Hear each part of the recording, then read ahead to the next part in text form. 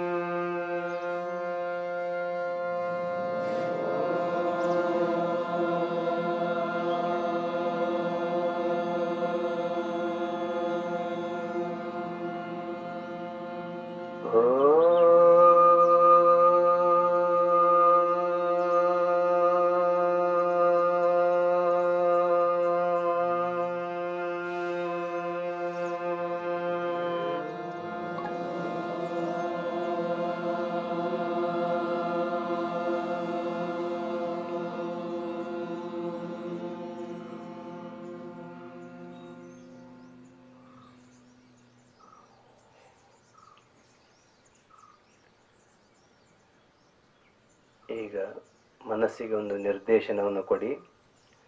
ನಾನೀಗ ಧ್ಯಾನಕ್ಕೆ ಅಣಿಯಾಗ್ತಾ ಇದ್ದೇನೆ, ದಯವಿಟ್ಟು ಸಹಕರಿಸಬೇಕು ಅಂತ. ಮೊದಲಿಗೆ ಜಗತ್ತಿನಲ್ಲಿ ಆಗಿ ಹೋದ ಎಲ್ಲ ಅವತಾರ ಪುರುಷರಿಗೆ, ಎಲ್ಲ ಮಹಾತ್ಮರಿಗೆ, ಋಷಿಗಳಿಗೆ, ನಿಮ್ಮ ಗುರುಗಳಿಗೆ ನಮಸ್ಕಾರಗಳನ್ನು ಸಲ್ಲಿಸಿ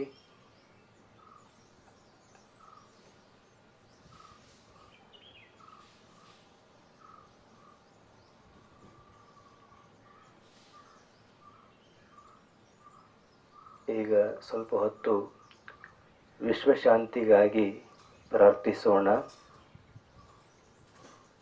ವಿಶ್ವಶಾಂತಿಗಾಗಿ ಪ್ರಾರ್ಥಿಸುವುದರಿಂದ ವಿಶ್ವ ಮನಸ್ಸಿನ ಒಂದು ಭಾಗವೇ ಆಗಿರುವ ನಮ್ಮ ಮನಸ್ಸು ಕೂಡ ಶಾಂತಗೊಳ್ಳುತ್ತದೆ. ನಾನು ಹೇಳಿದಂತೆ ನಿಮ್ಮ ಭಾವನೆಗಳನ್ನು ಆ ಕಡೆಗೆ ಹರಿಸಿ, ಪೂರ್ವ ದಿಶೆಯಲ್ಲಿರುವ ಪ್ರತಿಯೊಂದು ಜೀವಿಯು ಸುಖದಿಂದಿರಲಿ, ಶಾಂತಿಯಿಂದಿರಲಿ, ತೃಪ್ತಿಯಿಂದಿರಲಿ, ಆನಂದದಿಂದಿರಲಿ. ಪಶ್ಚಿಮ ದಿಶೆಯಲ್ಲಿರುವ ಪ್ರತಿಯೊಂದು ಜೀವಿಯು ಸುಖದಿಂದಿರಲಿ, ಶಾಂತಿಯಿಂದಿರಲಿ, ತೃಪ್ತಿಯಿಂದಿರಲಿ, ಆನಂದದಿಂದಿರಲಿ. ಉತ್ತರ ದಿಶೆಯಲ್ಲಿರುವ ಪ್ರತಿಯೊಂದು ಜೀವಿಯು ಸುಖದಿಂದಿರಲಿ, ಶಾಂತಿಯಿಂದಿರಲಿ, ತೃಪ್ತಿಯಿಂದಿರಲಿ, ಆನಂದದಿಂದಿರಲಿ. ದಕ್ಷಿಣ ದಿಶೆಯಲ್ಲಿರುವ ಪ್ರತಿಯೊಂದು ಜೀವಿಯು ಸುಖದಿಂದಿರಲಿ, ಶಾಂತಿಯಿಂದಿರಲಿ, ತೃಪ್ತಿಯಿಂದಿರಲಿ, ಆನಂದದಿಂದಿರಲಿ. ಮೇಲ್ದೆಸೆಯಲ್ಲಿರುವ ಪ್ರತಿಯೊಂದು ಜೀವಿಯು ಸುಖದಿಂದಿರಲಿ, ಶಾಂತಿಯಿಂದಿರಲಿ, ತೃಪ್ತಿಯಿಂದಿರಲಿ, ಆನಂದದಿಂದಿರಲಿ. ಕೆಳದೆಸೆಯಲ್ಲಿರುವ ಪ್ರತಿಯೊಂದು ಜೀವಿಯು ಸುಖದಿಂದಿರಲಿ, ಶಾಂತಿಯಿಂದಿರಲಿ, ತೃಪ್ತಿಯಿಂದಿರಲಿ, ಆನಂದದಿಂದಿರಲಿ. ಹೀಗೆ ವಿಶ್ವದೆಲ್ಲೆಡೆ ಶಾಂತಿ, ತೃಪ್ತಿ, ಆನಂದಗಳು ತಾನೇ ತಾನಾಗಿ ತುಂಬಿಕೊಂಡಿರಲಿ.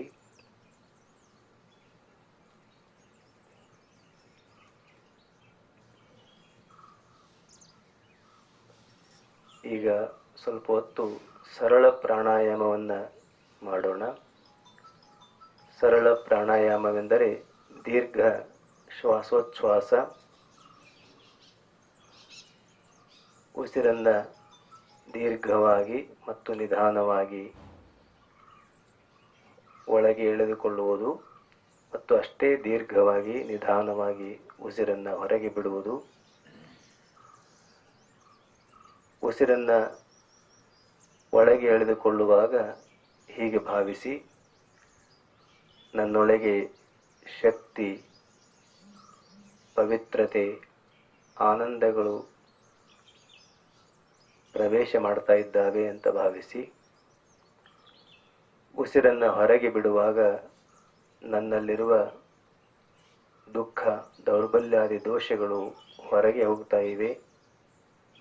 ತನ್ಮೂಲಕ ನಾನು ಪರಮ ಪವಿತ್ರನಾಗ್ತಾ ಇದ್ದೇನೆ ಅಂತ ಭಾವಿಸ್ತಾ ಒಂದು 5-6 ಬಾರಿ ಈ ಪ್ರಾಣಾಯಾಮವನ್ನು ಮಾಡೋಣ.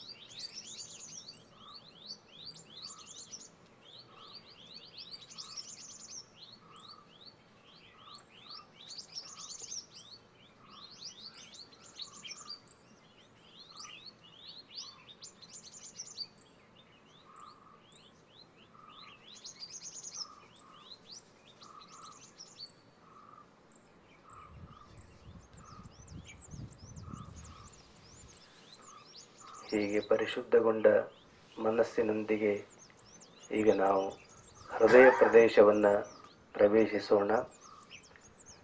ಈ ಹೃದಯ ಇರುವುದು ಎದೆಯ ಮಧ್ಯಭಾಗದಲ್ಲಿ. ಇದು ರಕ್ತ ಮಾಂಸಗಳಿಂದ ಕೂಡಿದ ಭೌತಿಕ ಹೃದಯವಲ್ಲ. ಯೋಗಿಗಳು, ಋಷಿಗಳು ಕಂಡು ಹುಡುಕಿದಂತಹ ಆಧ್ಯಾತ್ಮಿಕ ಹೃದಯ.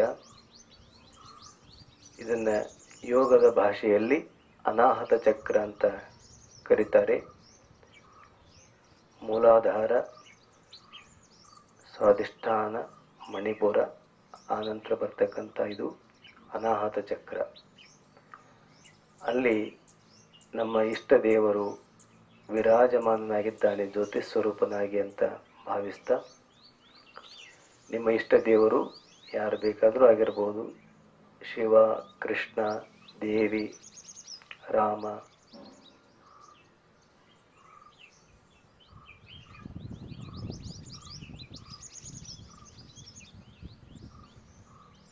ಆ ಇಷ್ಟ ದೇವರು ಈಗ ವಿರಾಜಮಾನ ಕುಳಿತುಕೊಂಡಿದ್ದಾನೆ ಅಂತ ಭಾವಿಸ್ತಾ, ನಾವು ಈಗ ಅವನ ಎದುರಿಗೆ ಕುಳಿತುಕೊಳ್ತಾ ಇದ್ದೇವೆ ಅಂತ ಭಾವಿಸಿ. ಒಂದು ವೇಳೆ ಹೀಗೆ ಭಾವಿಸುವುದಕ್ಕೆ ಸಾಧ್ಯವಾಗದೇ ಹೋದರೆ, ನಿಮ್ಮ ಇಷ್ಟ ದೇವರ ಭಾವಚಿತ್ರವನ್ನು, ಮೂರ್ತಿಯನ್ನು ಭಾವಿಸ್ತಾ, ನೀವು ಅದು ಜ್ಯೋತಿ ಸ್ವರೂಪವಾಗಿದೆ ಅಂತ ಭಾವಿಸ್ತಾ ಅವನ ಎದುರಿಗೆ ಕುಳಿತುಕೊಳ್ತಾ ಇದ್ದೇವೆ ಎಂದು ಭಾವಿಸ್ತಾ ಅವನಿಗೆ ಪ್ರಥಮವಾಗಿ ಪ್ರಣಾಮಗಳನ್ನು ಸಲ್ಲಿಸಿ,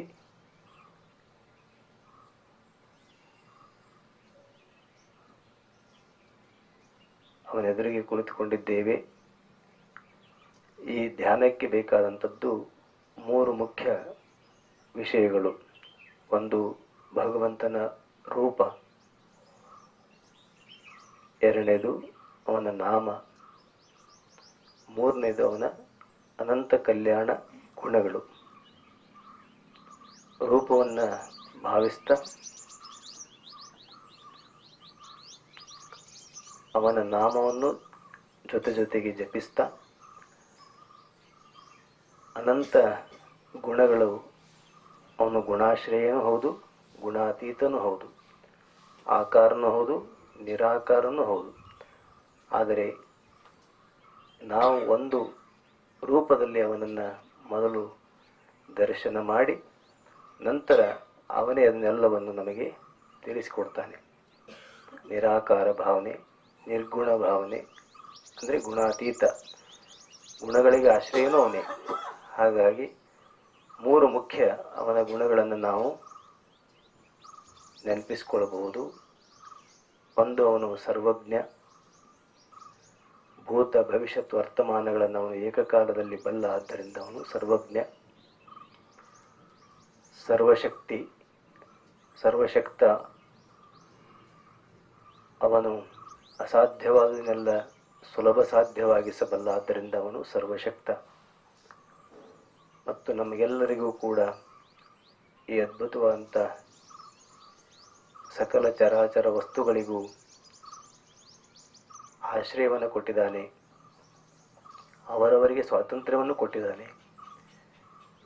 ಆದ್ದರಿಂದ ಅವನು ಕರುಣಾಮಯ.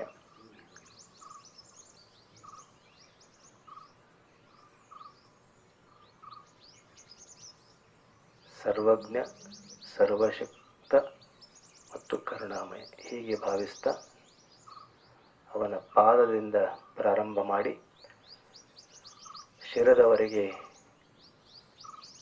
ಅಖಂಡವಾದಂಥ ಅವನ ರೂಪವನ್ನು ಸ್ವಲ್ಪ ಹೊತ್ತು ಧ್ಯಾನಿಸೋಣ.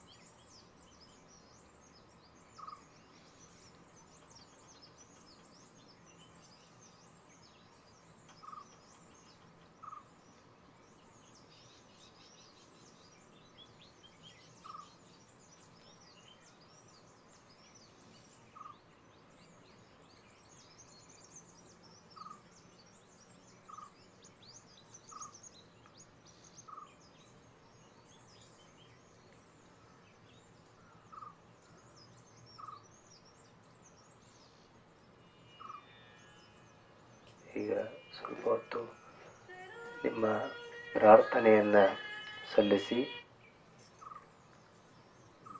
ಅವನು ಸರ್ವಶಕ್ತನಾದ್ದರಿಂದ ಖಂಡಿತವಾಗಿಯೂ ಅದನ್ನು ಈಡೇರಿಸಿಕೊಡ್ತಾನೆ. ಆದರೆ ಹೃತ್ಪೂರ್ವಕತೆಯಿಂದ, ವ್ಯಾಕುಲತೆಯಿಂದ ಪ್ರಾರ್ಥಿಸಬೇಕು.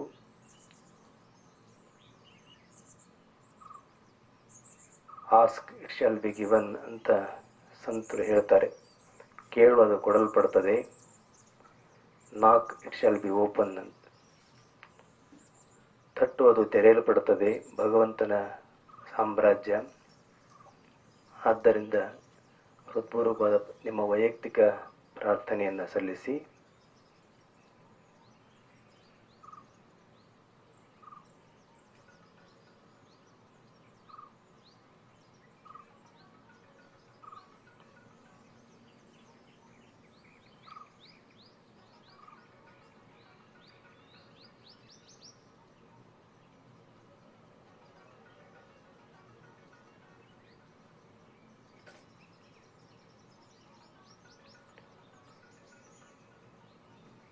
ಈಗ ಒಂದು ನಿಮ್ಮ ವೈಯಕ್ತಿಕ ಪ್ರಾರ್ಥನೆ ನಂತರ ಒಂದು ಸಾರ್ವತ್ರಿಕ ಪ್ರಾರ್ಥನೆಯನ್ನು ಮಾಡೋಣ. ನಾನು ಹೇಳಿದಂತೆ ಅದನ್ನು ನೀವು ಉಚ್ಚರಿಸಿ. ಸರ್ವಸ್ತರತು ದುರ್ಗಾಣಿ ಸರ್ವೋ ಭದ್ರಾಣಿ ಪಶ್ಯತು ಸರ್ವಸದ್ಬುದ್ಧಿಮಾಪ್ನೋತು ಸರ್ವತ್ರ ನಂದತು. ಎಲ್ಲರೂ ಕಷ್ಟಗಳಿಂದ ಪಾರಾಗಲಿ, ಎಲ್ಲರೂ ಶುಭವಾದುದನ್ನೇ ನೋಡುವಂತಾಗಲಿ, ಎಲ್ಲರಿಗೂ ಸದ್ಬುದ್ಧಿ ಬರಲಿ, ಎಲ್ಲರಿಗೂ ಎಲ್ಲೆಡೆಯೂ ಆನಂದವೇ ನೆಲೆಸಿರಲಿ.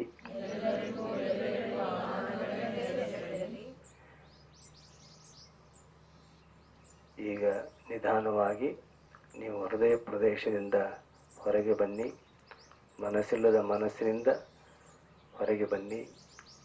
ನಮ್ಮ ನಿಜವಾದ ತಂದೆ ತಾಯಿ ಇಷ್ಟ ಮಿತ್ರ ಬಂಧು ಬಳಗೆಲ್ಲವೂ ಅವನೇ ಆಗಿದ್ದಾನೆ. ಅವನ ನಮ್ಮ ಸಂಬಂಧ ಅನಾದಿಯಾದದ್ದು. ಆದ್ದರಿಂದ ಆ ಸಂಬಂಧ ಅವನು ನಮಗೋಸ್ಕರ ಕಾಯ್ತಾ ಇದ್ದಾನೆ. ನಿರಂತರ ಅವನ ಚೈತನ್ಯಮಯ ಆನಂದಮಯವಾದಂಥ ಸ್ಥಿತಿಯನ್ನು ನಾವು ಕೂಡ ಪ್ರಾಪ್ತಿ ಮಾಡಿಕೊಳ್ಳೋದಕ್ಕಾಗಿ ಪ್ರಯತ್ನಿಸೋಣ. ಈ ಒಂದು ಭಾವದೊಂದಿಗೆ ಹೃದಯ ಪ್ರದೇಶದಿಂದ ಹೊರಗೆ ಬನ್ನಿ.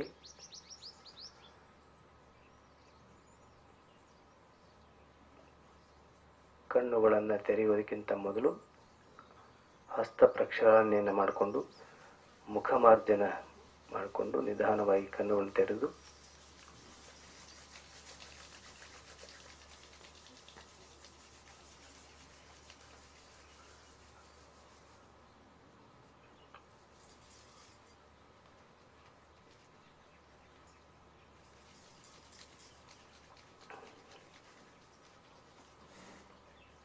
ಈಗ ಜೈಕಾರದೊಂದಿಗೆ ಈ ಸೆಷನ್ ಮುಕ್ತಾಯ ಆಗುತ್ತದೆ. ನಂತರ ಉಪಹಾರ. जय श्री गुरु महाराज के जय श्री महामाये के जय श्री स्वामी जी महाराज के जय श्री मूकांबिका माये के